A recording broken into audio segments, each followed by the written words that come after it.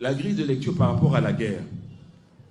Mesdames et messieurs, chers étudiants, il faut bien comprendre une chose. La guerre, comme l'aide internationale, sont des outils de contrôle. Il faut bien comprendre ça. Tant que vous êtes en guerre, que vous vous tuez les uns les autres ont toute la latitude de se servir tranquillement. C'est ça.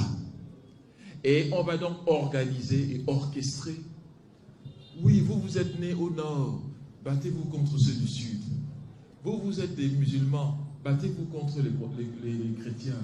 Vous êtes les francophones, battez-vous contre les anglophones. Mais mesdames et messieurs, toutes ces distinctions ne sont même pas dans notre culture.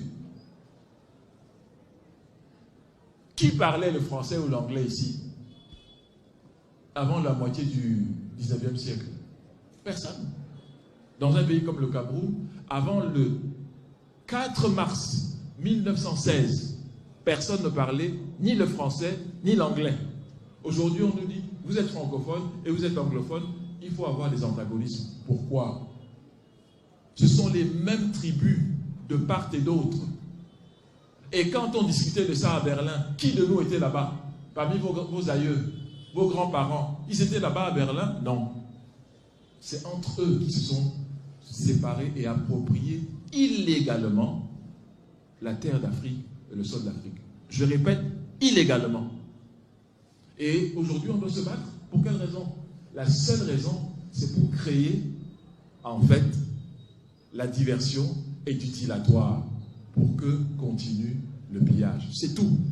Tant qu'on n'a pas compris cela, nous allons jouer ce jeu morbide et funeste qui sera toujours entretenu et que nous devons nous-mêmes arrêter parce que nous avons compris les ficelles de ce jeu.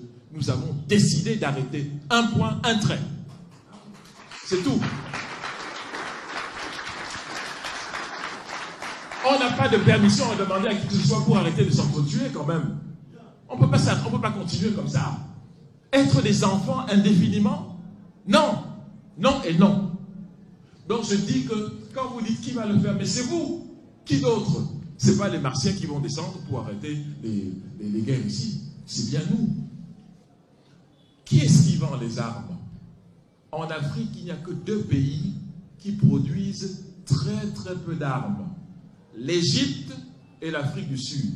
98% des armes qui circulent en Afrique viennent des pays qui ne sont pas africains.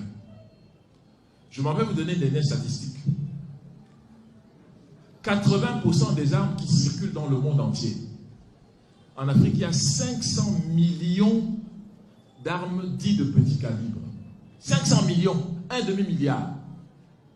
Je dis 80% des armes qui circulent dans le monde entier aujourd'hui ont la nationalité, soyons clairs, ont la nationalité des 5 pays qui siègent au Conseil de sécurité.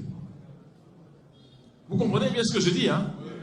C'est-à-dire, ceux qui nous parlent de paix, la seule chose à laquelle on est en droit de s'attendre, c'est une résolution portant interdiction de produire des armes. Pas de les utiliser, mais de les produire.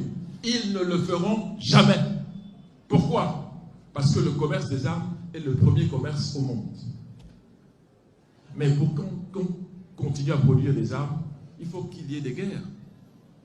Et pour qu'il y ait des guerres, il faut qu'on crée des animosités, des antagonismes.